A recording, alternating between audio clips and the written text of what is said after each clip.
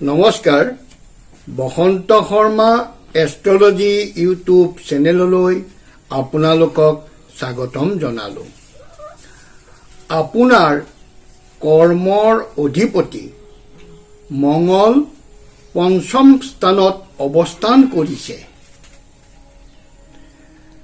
সেই হেতুকে আপুনি আৰক্ষী, সেনা, শাসন বিভাগ, ঠিকা, ইঞ্জিনিয়াৰিং আদি কামত চাকৰি লাভ কৰিব।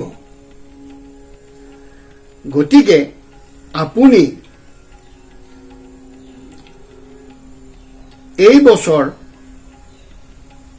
যিমান পাৰে সুখ্যাতিৰে আপোনাৰ কৰ্মদক্ষতা আগবঢ়াই নিবলৈ যত্ন কৰক।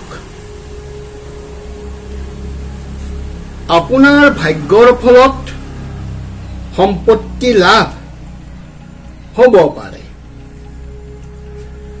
বৃহস্পতি গুৰুৰ শুভ দৃষ্টিৰ ফলত বিদ্যা লাভ, সন্তান লাভ, ধন লাভ, যান বাহন লাভৰ যোগ শুভ আছে।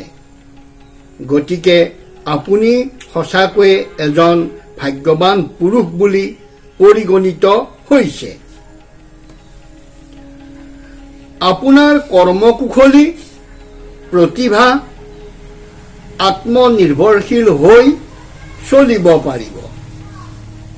এইবিলাক শুভ যোগে যাতে শনি আৰু ৰাহুই অনিষ্ট কৰিব নোৱাৰে, তাৰ কাৰণে কুম্ভ ৰাশিৰ জাতক জাতিকাই এইকেইটা প্ৰতিকাৰ কৰা কৰ্তব্য। আপোনাৰ যিবোৰ শুভ যোগ আছে, এই শুভ যোগৰ আপুনি লাভান্বিত হওক।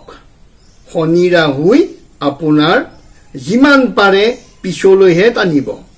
সেইবাবে আপুনি প্ৰতিকাৰ হিচাপে শনি মন্দিৰত তিলৰ তেলৰ চাকি জ্বলাব। বাৰটো হৈছে শনিবাৰে। ৰঙা পৰুৱাক চেনি খাবলৈ দিব। শনি আৰু ৰাহুৰ অৰ্থে গ্ৰহ পূজা কৰিব। দান দক্ষিণা কৰা ভাল।